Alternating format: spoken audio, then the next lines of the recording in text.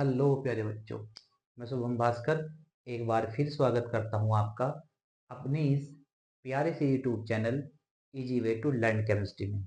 देखो प्यारे बच्चों, जैसा कि आपको पता है कि हम इस चैनल के माध्यम से ऑर्गेनिक केमिस्ट्री के इम्पोर्टेंट टॉपिक पढ़ रहे थे, जो कि हमने कंप्लीट भी करा दिए। ठीक, मैंने आपको जितने भी ऑर्गेनिक केमिस्ट्री के इम्पोर्टेंट टॉपिक थे जो पिछले कुछ वर्षों से बोर्ड एग्जाम में आ रहे थे, वो सभी आपको करा दिए हैं। ठीक, अगर आपने वो सब पढ़ लिया तो ऑर्गेनिक केमिस्ट्री का पेपर उससे बाहर तो आएगा नहीं। बस आपको जरूरत है तैयारी करने की, समय देने की। ठीक है मेरे भाई, आज हम क्या करेंगे?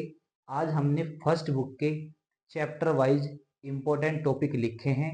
वो मैं सभी आपको बताऊंगा, कितने नंबर के कौन सा चैप्टर आएगा और उसमें से क्या क्या टॉपिक आपको पढ़ने हैं। सबसे पहले क्या पढ़ना है आपको, ठीक है मेरे भाई?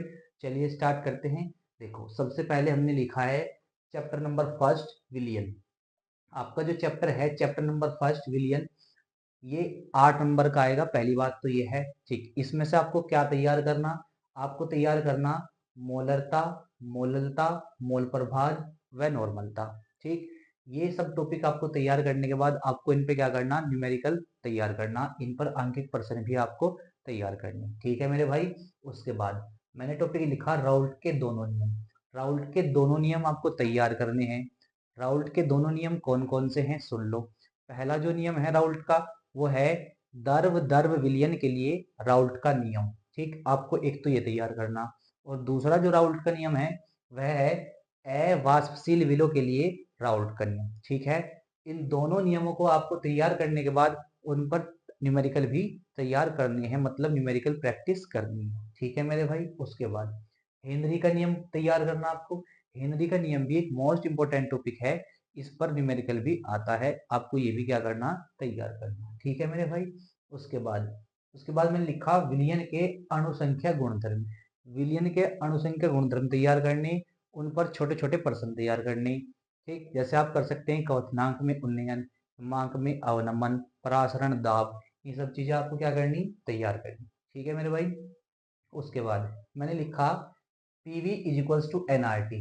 इस पर आपको न्यूमेरिकल की प्रैक्टिस करनी है।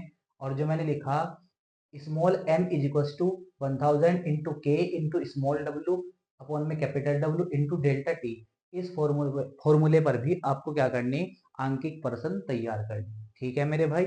इस चैप्टर में से इतना अगर आपने तैयार कर लिया तो आप इस चैप्टर के जितने भी क्वेश्चन आएंगे उन सभी को कराएंगे बोर्ड एग्जाम में। ठीक है मेरे भाई।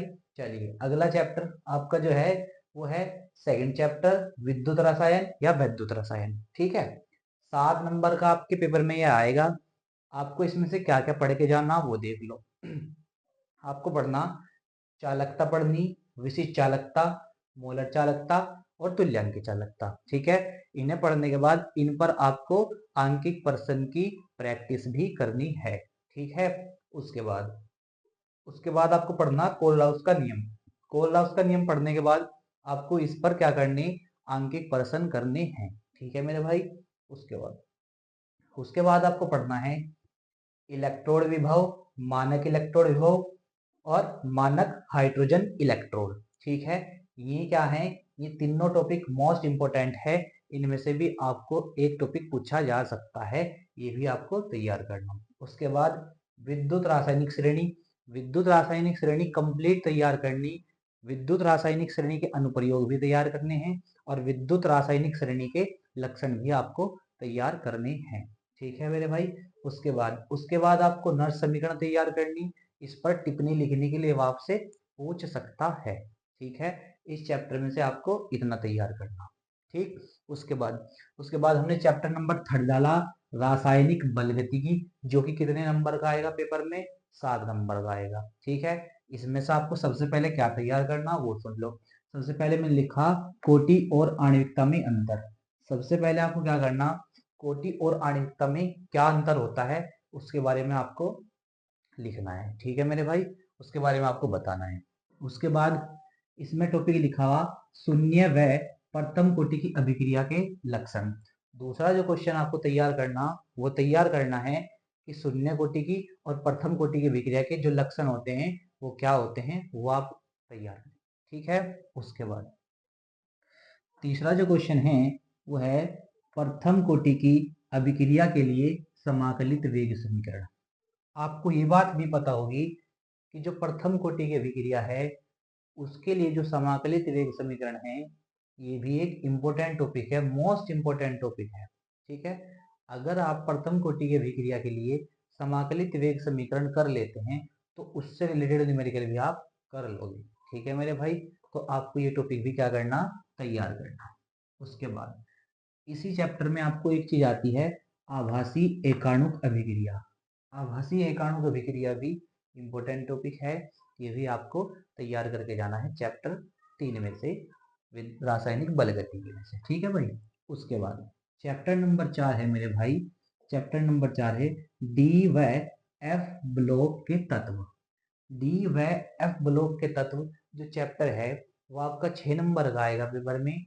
और जब ये 6 नंबर का आएगा तो इसमें से आपको ये टॉपिक तैयार करने, कौन कौन से। पहला टॉपिक आपको तैयार करना डी ब्लॉक के तत्वों के लक्षण। पहली बात तो आपको ये पता होनी चाहिए कि डी ब्लॉक तत्वों के लक्षण क्या होते हैं, उसके बारे में आपको पता होना चाहिए। ठीक है, उसके बाद आपको तैयार करना है एफ ब्लॉक तत्वों के लक्षण। एफ ब्लॉक तत्वों के लक्षण भी आपको तैयार करने हैं कि एफ ब्लॉक के तत्व के जो लक्षण होते हैं वो क्या होते हैं। ठीक है मेरे भाई, उसके बाद लेंथेनाइड संकुचन आपको पढ़कर जाना है, ये भी इंपॉर्टेंट टॉपिक है, वो आपसे पूछ लेगा कि लेंथेनाइड संकुचन पर टिप्पणी लिखिए, ये वह क्या होता है। ठीक है, उसके बाद इसी चैप्टर में आपको K2Cr2O7 और KMnO4, ठीक है जी, पोटेशियम डाइक्रोमेट और पोटेशियम परमैंगनीट बनाने की विधि आपसे पूछ सकता है, उनके रासायनिक गुण पूछ सकता है और उनके भौतिक गुण भी पूछ सकता है। ठीक है मेरे भाई, उसके बाद हमने चैप्टर डाला चैप्टर नंबर 5 उप सह संयोजन यौगिक। और उप सह संयोजन यौगिक जो आपका चैप्टर है ये भी एक इम्पोर्टेंट चैप्टर है। इसमें से आपको आपको 100% श्योर कि आईयूपीएसी नाम तो आएगा ही आएगा। ठीक है, आईयूपीएसी नाम आपसे वो पूछेगा। उसके बाद वीबीटी, वीबीटी मतलब वैलेंस बॉन्ड थ्योरी, संयोजकता आबंध सिद्धांत। उसके बाद सीएफटी, सीएफटी मतलब क्रिस्टल फील्ड थ्योरी, क्रिस्टल अक्षेत्र सिद्धांत। और एक है इसमें वर्नर का सिद्धांत। तो ये उसके टॉपिक हैं जो कि आपको तैयार कर कर जाने हैं। ठीक है मेरे भाई, तो आई होप आपको ये बात समझ में आई होगी। देखो, जितनी बात मैंने आपको बताई है, जितनी टॉपिक बताए हैं, अगर ये आपने तैयार कर लिए तो आपके 90+ नंबर रसायन विज्ञान में आने से कोई नहीं रोक सकता, ये मेरा वादा है। लेकिन आपको ये सब तैयार करना पड़ेगा। ठीक है, आपको ये टॉपिक तैयार करने पड़ेंगे और ऑर्गेनिक केमिस्ट्री के वो टॉपिक जो मैं आपको पढ़ा कर आया हूँ। ठीक है, इन टॉपिकों में से भी अगर कोई आपको ऐसा लगता है कि आपके पास लिखने का मटेरियल नहीं है, आपके पास समझने का कोई साधन नहीं है, तो आप मुझे कमेंट करके बता सकते हैं कि सर ये वीडियो आप डाल दीजिए, इस टॉपिक को समझा दीजिए, तो मैं वही टॉपिक समझा दूंगा और आपके लिए डाल दूंगा। ठीक है मेरे भाई, तो आज के लिए इतना ही काफ़ी, फिर मिलेंगे किसी नई क्लास में। ठीक है, नए टॉपिक के साथ। Thank you.